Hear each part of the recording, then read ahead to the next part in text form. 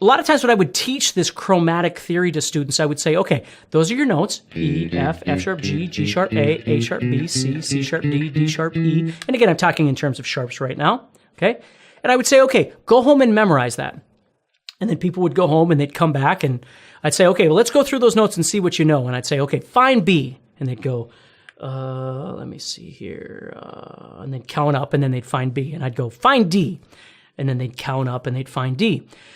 So then it got me thinking about real world application, which again is my whole point of creating a theory course, is not only understanding the theory, but how to apply it realistically and quickly to your fretboard so you can actually use this stuff, okay?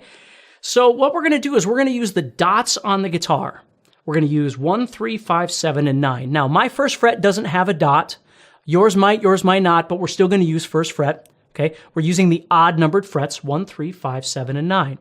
Some people don't have any dots at all, which probably makes this a little more difficult, but you're going to use the odd numbers, 1, 3, 5, 7, and 9. So what we're going to do is we're going to use those for all 6 strings, but we're going to use those to help us to memorize where our notes are. And what we're going to do is we're going to go back to those primary notes, A, B, C, D, E, F, and G. If we can learn where those notes are on each string, then we're going to know where the sharps or flats are relative to those. So it's a much quicker way than trying to memorize all 12 notes all the time. Now again, some people, they learned all their notes on their guitar and it was very easy. Some people struggle with it. So if you're struggling with it, that's why I want to talk to you about. So when you pluck the 6th string again, you hear E. If you go to the first fret, you hear F. So for the rest of your life, E is open and F is at the first fret. That's how you have to think of it. You just absorb that information and you make it your own. The 3rd fret, which I have a dot for, is G. E, F, and G. It just is, okay? Now, if I learn that F is at the first fret and G is at the 3rd fret, by proxy, I learn that F sharp, big word, huh? F sharp is in the middle. F, F sharp, G, G flat. Okay? I'm not going to worry about that right now. I want to learn my primary notes, but I'm just showing you that that's a really easy way of approaching it. So watch this. We have E open, F, G. If we go to the next dot, we have A. If we go to the next dot, we have B. Well, we're already over halfway. We're at the 7th fret. So I have E, F, G, A, and B. E, F, G, A, and B. 0, 1, 3, 5, and 7. 0, 1, 3, 5, and 7. Okay? So if I just, again, even if I didn't have my guitar or I wasn't in my practice studio or whatever it might be, all I'd have to do is think about it a little bit, visualize my fretboard and think 0 is E, F is 1, G is 3, A is 5, B is 7. F, G, A, B, 1, 3, 5, 7. Just get it straight in my head. Once I'm comfortable with that idea, which probably won't take you very long, then let's keep going. Now the confusion happens. We know that the 7th fret is B. The 8th fret is where the C is. That's not a dot. And the 10th fret is where the D is. That's also not a dot.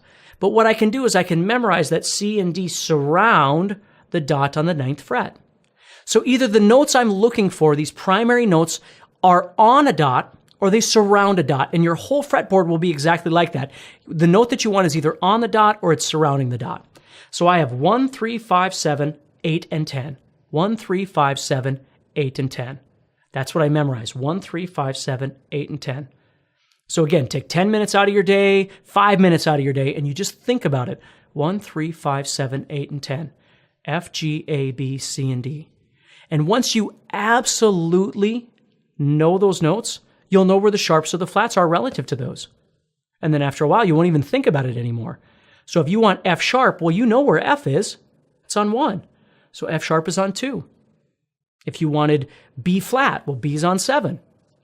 So 1 fret back would be B flat. So it's a really great way of learning your chromatic scale information, which will get cut up into chords, scales, arpeggios, modes. I mean, there's all kinds of different things that we'll be doing with this stuff, but it all starts with this basic theory of understanding what the chromatic scale is, how it works, and then applying it to your guitar. Now, what we just did with the 6th string, you could do with the 5th string.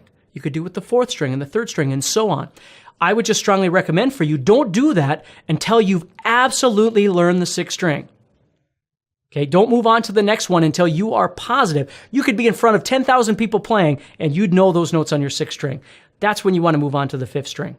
And again, I bet you could do it by tomorrow or the next day, or maybe even by the end of today. You could probably do that if you just really sat and thought about it. Okay, so this is your opportunity to start learning what's actually happening on your fretboard, as opposed to just relying on chord shapes and scale shapes that you don't really understand. Let's start breaking all the walls down with all that stuff, and let's actually start learning what this is and how it works. Okay, you could literally learn all the notes on this guitar in a very short amount of time. So first step, learning the notes on the sixth string. When you feel good about that, do exactly the same thing on the fifth string, okay? Using the dots, either you're on a dot or you're surrounding a dot. Those are your two choices, okay? And then you just keep going, you just keep going, you just keep going, you just keep going. Do the next string, and so on, until you look down at your fretboard and you know exactly what they are. But remember, there's no hurry. Don't be in a hurry. Hey, thank you so much for watching this video. Listen, if you're ready to take your guitar playing to the next level, then I'd like to invite you to go to guitarzoom.com and sign up for a VIP membership, which gives you first access to my premium lessons each month, which are customized for your specific goals and skill level. Now, it's an awesome community of guitar players that love to play, have fun, and support each other's goals, and we'd love to have you join us. So go to guitarzoom.com and sign up for VIP today.